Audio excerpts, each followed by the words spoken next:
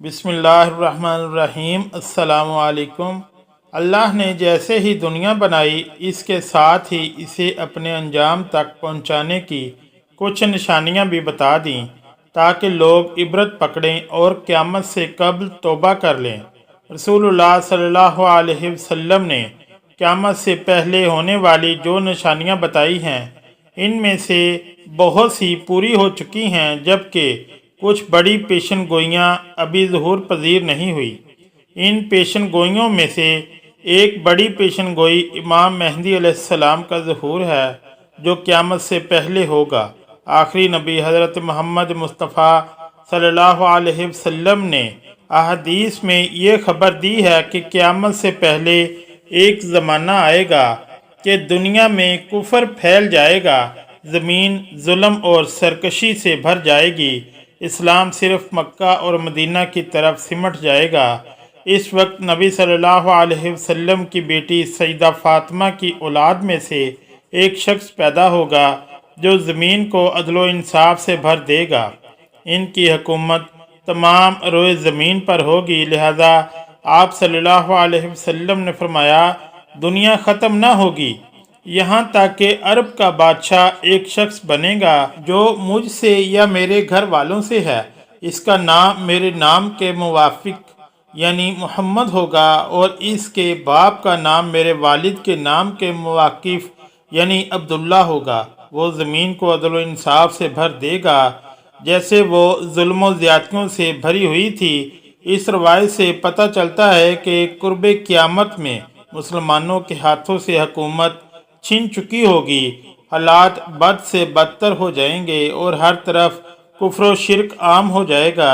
इस दौर में हुकूमत पर बैठे रहनुमा तागूत की अताअत करने वाले होंगे, जो जुल्म व ज़्यादती करेंगे और आवाम इनसे परेशान हो चुकी होगी।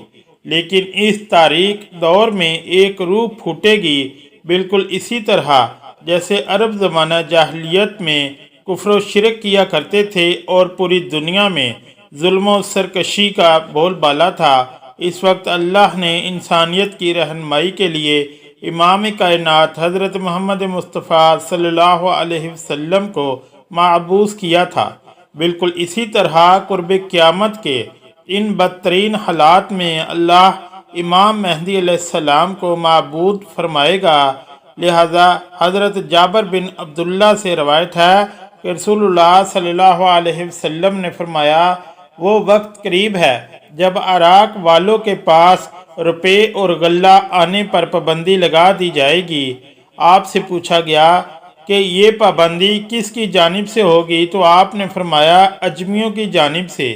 फिर कुछ देर खामोश रहने के बाद कहा कि वो वक्त करीब है कि जब अहले शाम पर भी ये पाबंदी लगा दी जाएगी। पूछा गया कि ये रुकावट किसकी जानिब से होगी, फरमाया अहले रूम की जानिब से। फिर आपने फरमाया कि मेरी उम्मत में एक खलीफा होगा जो लोगों को माल लब भर भर कर देगा और शुमार नहीं करेगा। आपने फरमाया कि इस्लाम अपनी पहली हालत की तरफ लौटेगा, जिस तरह के इब्तदाए मदीना से हुई थी, जहाँ तक कि ईमान सिर्फ मदीना में रह जाएगा। इस रवायत से मालूम होता है कि इमाम मेहदी अलैहिस्सलाम के ज़हूर से कबल मुसलमानों की माली हालत भी बहुत ज़्यादा ख़राब हो चुकी होगी और लोगों की तरफ से अहले इस्लाम को शदीद नुकसान पहुँचाया जाएगा, हत्ता कि लोग खाने के लिए मोहताज हो जाएंगे।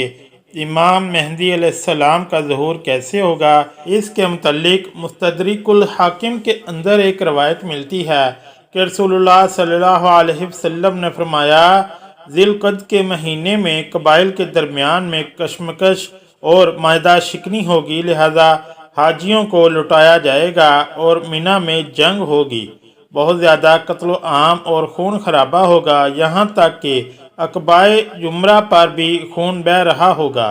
नौबत यहाँ तक आएगी कि हरम वाला यानी इमाम मेहदी अलैहिस्सलाम भी वहाँ से चले जाएंगे और भाग कर वो रुकन और मकाम इब्राहीम के दरमियान में आएंगे और इनके हाथ पर बैत की जाएगी, अगरचे इमाम मेहदी इसको पसंद नहीं करेंगे।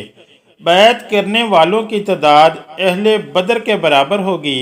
ان بیعت کرنے والوں میں سے زمین و آسمان والے خوش ہو جائیں گے۔ جب لوگ بھاگے بھاگے امام مہدی علیہ السلام کے پاس آئیں گے تو اس وقت مہدی کعبہ سے لپٹے ہوئے رو رہے ہوں گے۔ چنانچہ لوگ مہدی سے کہیں گے کہ آئیے ہم آپ کے ہاتھ پر بیعت کرتے ہیں۔